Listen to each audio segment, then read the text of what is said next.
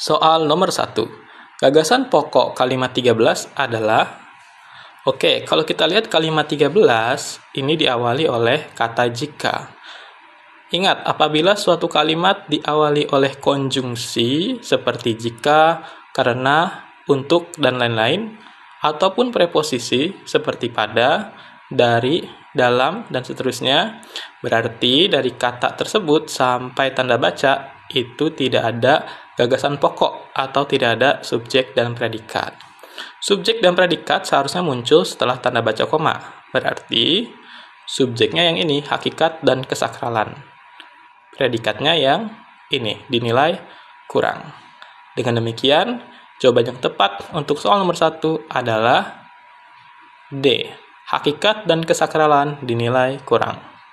Nomor 2. Manakah pernyataan yang sesuai dengan isi bacaan di atas? Untuk nomor 2 ini kita harus cek jawabannya satu persatu. Kita mulai dari A. Warna dalam kain tenun buton didominasi warna perak. Nah, coba kalian temukan kata kunci dari pilihan A, yaitu warna perak.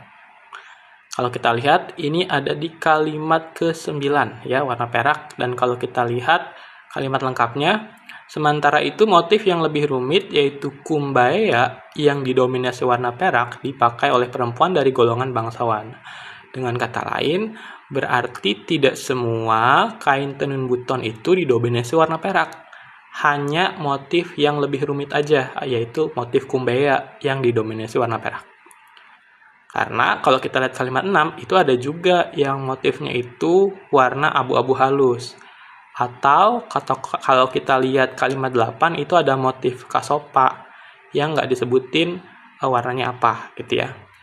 Jadi pilihan A ini salah. Warna dalam kain tenun buton didominasi warna perak. Tidak semuanya, hanya motif tertentu aja. Lanjut pilihan yang B, kita lihat ya. Di pilihan B ini, kalau kita lihat kain tenun buton saat ini tidak perlu dihadirkan dalam ritual keagamaan. Kita lihat kalimat 12 nih. Kain tenun buton juga merupakan bagian dari setiap upacara adat dan ritual keagamaan. Berarti yang B ini salah karena dia bilang tidak perlu dihadirkan dalam ritual keagamaan. Jadi ini bertentangan ya dengan kalimat 12. Begitupun dengan kalimat 13 tuh ya, yang dia bilang ada upacara dan ritual.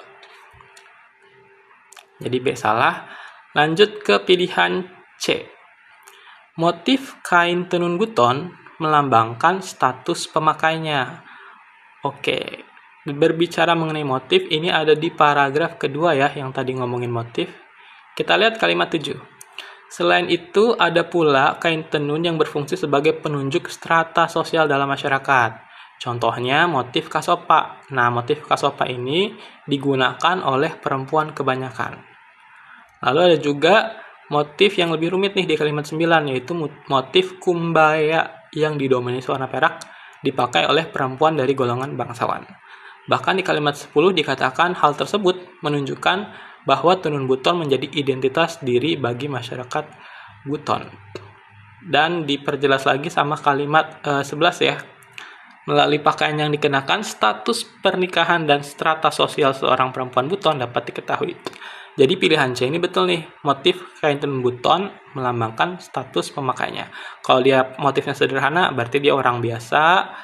Kalau dia pakai motif yang rumit, yang ada warna-warna peraknya itu, berarti dia golongan bangsawan. Berarti C sesuai. Bagaimana dengan D? Tenun buton bermotif sederhana diperuntukkan para wanita bangsawan. Nah, ini salah ya, karena kalau yang bangsawan ini motifnya rumit, tidak sederhana. Yang sederhana itu dipakai oleh perempuan kebanyakan. Jadi D salah. Lalu E, kerajinan tenun buton berfungsi sebagai sumber ekonomi masyarakat buton. Nah, ini tidak dibahas di teks ya. Dengan demikian, nomor 2 jawabannya C. Motif kain tenun buton melambangkan status pemakainya. Nomor 3. Ide pokok yang menjadi gagasan pendahulu teks tersebut adalah kita harus cek satu persatu pilihan A, B, C, D, E. Mana yang cocok sebagai paragraf pendahulu. Kalau yang A, peran tenun buton dalam strata sosial ini tidak cocok. Mengapa demikian? Karena di kalimat 11 ini sudah dibahas, ya. Melalui pakaian yang dikenakan, status pernikahan dan strata sosial seorang perempuan buton dapat diketahui. Jadi, tidak bisa ini ditaruh sebagai gagasan pendahulu bacaan tersebut. Bagaimana dengan B? Identitas diri masyarakat buton. Nah, kalau B ini juga tidak bisa. Kenapa? Karena teks C ini secara garis besar berbicara mengenai kain tenun buton, bukan identitas diri masyarakat buton. Jadi ini ada di luar konteks. Kalaupun anggap ini masih berkaitan, ini juga sebenarnya sudah dibahas di kalimat 10 ya. Hal tersebut menunjukkan bahwa tenun buton menjadi identitas diri bagi orang buton. Lalu bagaimana dengan C? Kita lihat tenun buton sebagai hasil budaya buton. Nah, pilihan C ini bisa kita letakkan sebagai gagasan pendahulu bacaan tersebut. Jadi awal-awal teksnya berbicara mengenai tenun buton sebagai hasil budaya buton. Lalu dilanjutkan oleh paragraf yang berikutnya dari kalimat 1 menggambarkan objek alam si kain tenunnya. Lalu paragraf 2 bilang motif-motifnya tuh apa aja. Terus di paragraf selanjutnya ketiga ini ngomongin posisi kain tenun buton dalam ritual adat ataupun keagamaan.